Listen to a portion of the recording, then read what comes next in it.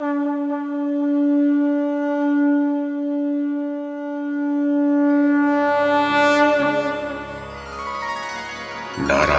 नमस्कृत्य नरं चैव नरोत्तमं देवीं सरस्वतीं व्यासं ततो जयमुदीरयेत्। ओम नमो भगवते वासुदेवाय, ओम नमः पितामहाय, ओम नमः प्रजापतिभ्यः, ओम नमः कृष्णद्वैपायनाय, ओम नमः सर्वविघ्नविनायकेभ्यः।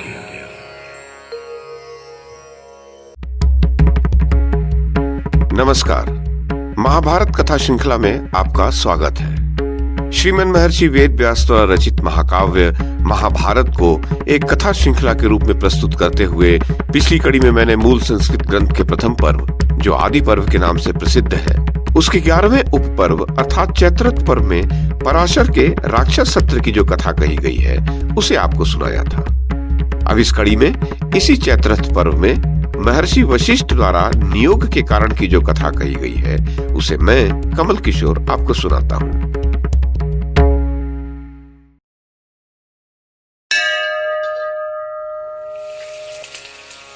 वैशंपायन जी कहते हैं, जन्मेजय, अर्जुन ने पूछा, गंधर्वराज, किस कारण को सामने रखकर राजा कल्माशपाद ने वशिष्ठ जी के साथ अपनी पत्नी का नियोग कराया था तथा महर्षि वशिष्ठ ने ये पर स्त्री गमन का पाप कैसे किया?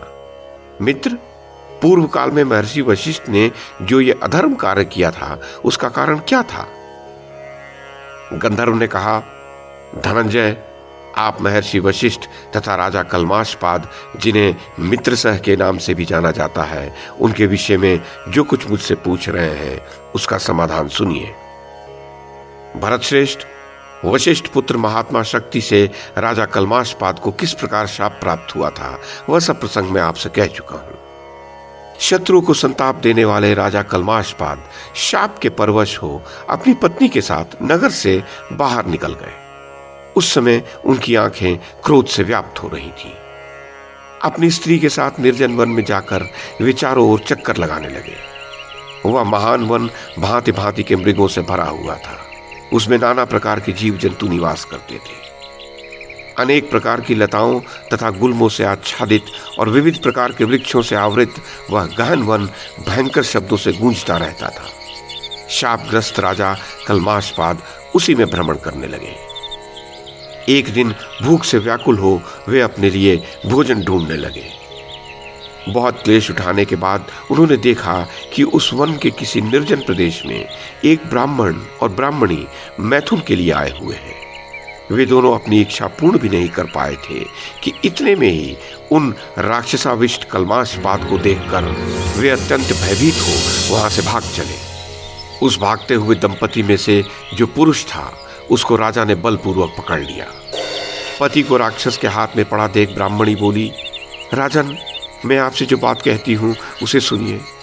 उत्तम व्रत का पालन करने वाले नरेश, आपका जन्म सूर्य वंश में हुआ है। आप संपूर्ण जगत में विख्यात हैं। आप सदा प्रमाद शून्य होकर धर्म में स्थित रहने वाले हैं।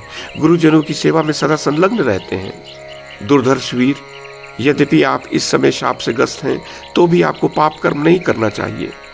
ये मेरा ऋतुकाल है। मैं पति को कष्ट में देख दुख पा रही हूँ।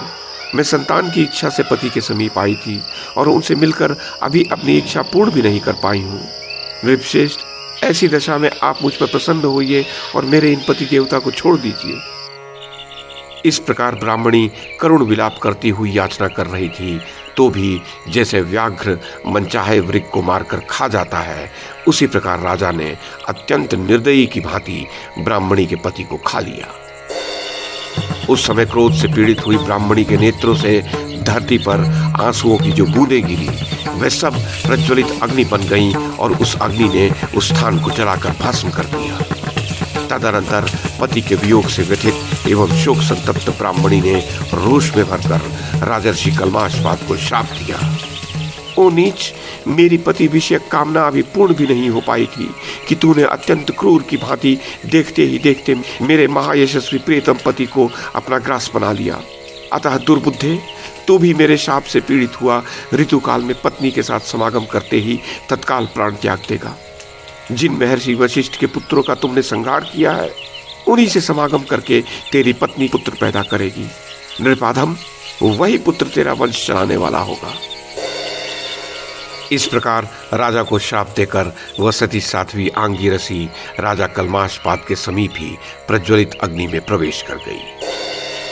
अर्जुन, महाभाग वशिष्ठ जी अपनी बड़ी भारी तपस्या तथा ज्ञान योग के प्रभाव से ये सब बातें जानते थे। दीर्घ काल के पश्चात वे राजर्षि जब शाप से मुक्त हुए तब ऋतुकाल में अपनी पत्नी के पास गए, परंतु उनकी रानी मदयंती ने उन्हें उक्त श्राप का स्मरण दिलाकर रोक दिया। राजा कल्माशपाद काम से मोहित हो रहे थे, इसलिए उन्हें श्राप का स्मरण नहीं रहा। महारानी मदयंती की बात सुनकर वे नृपश्रेष्ठ बड़े संभ्रम अर्थात घबराहट में पड़ गए। उस श्राप को बारंबार स्मरण करके उन्हें बड़ा संताप हुआ। नृपश्रेष्ठ, इसी कारण श्राप दोष से युक्त राजा कल्माशपाद ने महर्षि वशिष्ठ का अपनी पत्नी के साथ नियोग करवाया था।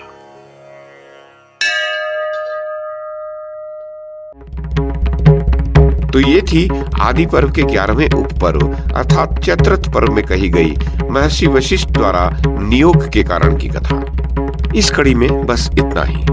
अगली कड़ी में इससे आगे की कथा सुनाऊंगा। YouTube के माध्यम से महाभारत की कथा को एक श्रृंखला के रूप में प्रस्तुत करने का हमारा यह प्रयास यदि आपको सराहनीय लगा हो तो कृपया इस कड़ी को लाइक और शेयर करें, चैनल को सब्सक्राइब करें और बेल आइकन को दबाएं। साथ में अन्य लोगों को भी देखने के लिए प्रेरित करें। धन्यवाद और नमस्कार।